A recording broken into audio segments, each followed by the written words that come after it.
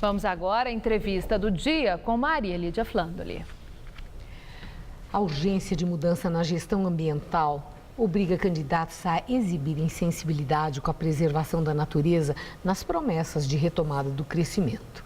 Hoje, o Jornal da Gazeta recebe o professor José Goldenberg, que sempre se destacou pela intensa participação na vida pública do Brasil, como reitor da USP, secretário estadual do Meio Ambiente em São Paulo, secretário de Ciência e Tecnologia e também secretário do Meio Ambiente na Presidência da República e como ministro da Educação.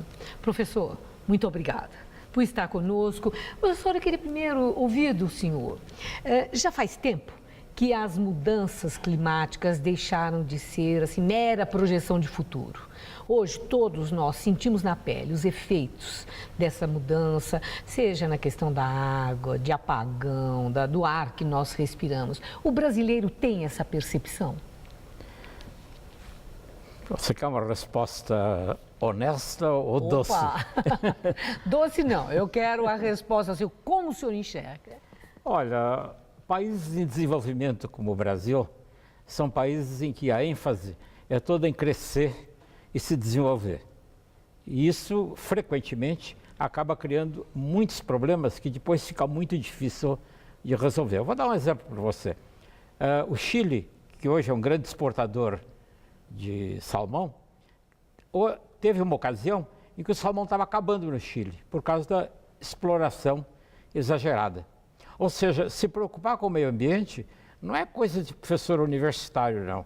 É efetivamente uma maneira de conduzir o país. E aqui no Brasil nós temos tido uma ênfase exagerada em desenvolvimento, sem as preocupações suficientes com os estragos que esse desenvolvimento pode causar.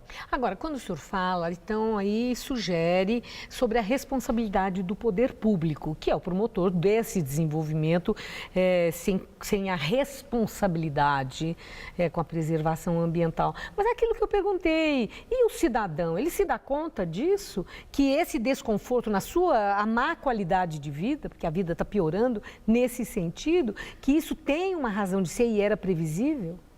Olha, os cidadãos estão se dando conta disso em áreas diferentes. Por exemplo, lixo é um problema que o cidadão sente. Então você veja, jogar lixo em lixões, como era feito antigamente, já não é mais feito no estado de São Paulo. É feito ainda em muitos municípios no resto do Brasil. Mas realmente a população não suporta mais ver montanhas de lixo nas ruas. Ou seja, há uma pressão nesse sentido. Em outros países, como na China, por exemplo, que está passando por um período de desenvolvimento um pouco parecido com o do Brasil, mesmo, as pessoas não aguentam mais a poluição do ar. Nós já tivemos isso aqui, Maria Lídia. É que o ar aqui em São Paulo melhorou, as pessoas não se dão conta, mas ele melhorou. Você lembra quando a cana era cortada manualmente e as pessoas queimavam a cana antes de queimar? Viajar nas estradas paulistas era um perigo de vida. Não é mesmo? Isso acabou. Quer dizer, temos avanços. Temos avanços. Isso é inegável. Agora, nós estamos num momento de transição na vida pública do país, ano eleitoral. Nós teremos aí um presidente eleito, seja quem for, em outubro. O senhor observa, nesse movimento todo das campanhas, no discurso dos presidenciáveis, a sensibilidade para essa questão ambiental? Eles estão privilegiando e mostrando que vão priorizar o crescimento compatível com a questão ambiental, com a preservação do ambiente? Olha, Maria Lídia, eu me dei o trabalho de ler os programas dos três candidatos. Precisa de um pouco de paciência, viu? São centenas de páginas, viu? Um pouco de paciência? Precisa de paciência. Sabe, as campanhas eleitorais são organizadas por pessoas que não são depois as que vão governar. Sabe, são grupos que se agrupam em torno dos candidatos que preparam os programas. Eles são cheios de palavras, viu? Na realidade. Quer dizer, exceto o programa da atual presidente da República, os outros têm um linguajar muito mais aberto para o meio ambiente. Então o senhor observa que na candidata Dilma, ela privilegia menos essa questão que os demais candidatos, é isso? Ela insiste no desenvolvimento. Digamos, o desenvolvimento a todo custo. Desordenado? Que não seja conciliado com a preservação ambiental? Exato. Não desordenado, mas que não seja conciliado com isso. Então, é esse tipo de desenvolvimento que criou problemas tipo Belo Monte e outros. Quando a realidade é que, se você planeja adequadamente, você pode ter o desenvolvimento preservando o meio ambiente. E há um exemplo aqui em São Paulo que é excelente, viu, Maria Lídia? Que é o Rodoanel. Você lembra da controvérsia que havia em relação ao Rodoanel? Naquele trecho sul, onde tem as represas, etc. As pessoas achavam que aquilo ia destruir as represas, ia sujar a água e por aí afora. Acontece que o Rodoanel foi licenciado adequadamente, foi construído e ajudou a resolver um bocado de problemas. Ou seja, você pode conciliar o desenvolvimento com o meio ambiente. Custa mais caro. O Rodoanel acabou custando 25% mais caro do que custaria se ele fosse feito sem se preocupar, sem preocupações com questões ambientais. Quer dizer, a questão ambiental encarece.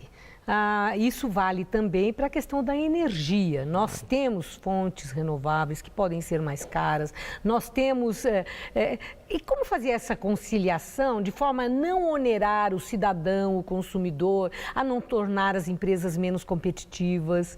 É difícil, é complicado, né, professor? Isso é complicado, mas o Brasil, sob esse ponto de vista, ele tem uma situação muito menos complicada do que a China. Eu volto a citar a China, porque a energia produzida na China depende do carvão. E carvão é o pior dos poluentes, sob vários pontos de vista, não só da poluição local, como também da poluição global. Essa poluição global não é invenção de meus colegas lá na Universidade de São Paulo, não. E há pessoas que estão acreditando que as secas tremendas que nós temos tido, não só no Brasil, como em outros lugares, são a primeira manifestação dessas perturbações atmosféricas. De modo que nós vamos ter que nos acostumar com a ideia de que nós vamos ter que pagar um pouco mais caro, realizando as obras de uma maneira que não agridam o meio ambiente. Isso se pode fazer.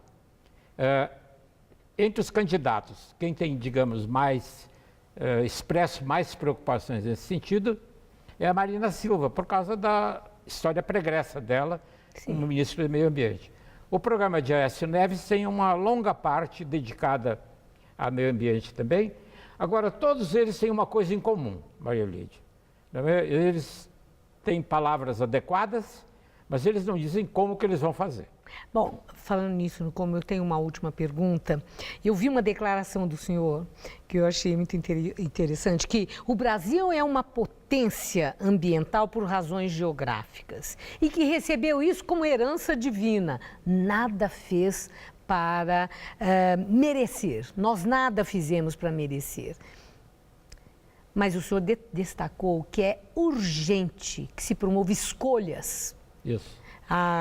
Agora, eu quero ouvir do senhor, para encerrar a nossa entrevista, a começar por onde, professor? Olha, Maria Lídia, energia. E energia hidroelétrica ou energia de outras fontes renováveis ainda tem um grande espaço a ocupar no Brasil. Sabe, a utilização de bagaço de cana, por exemplo, poderia suprir muito da energia que nós estamos usando hoje no Brasil. Aí é preciso, naturalmente, ter uma política de organizar obras novas de uma maneira muito menos, digamos, quadrada do que o atual governo está fazendo.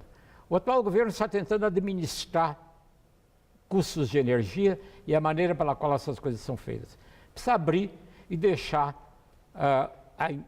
o empresariado, a iniciativa privada, fazer isso com regras claras de que as obras não afetem de uma maneira irreversível o meio ambiente. Isso é possível. Muito obrigada por sua entrevista. Uma boa noite, professor.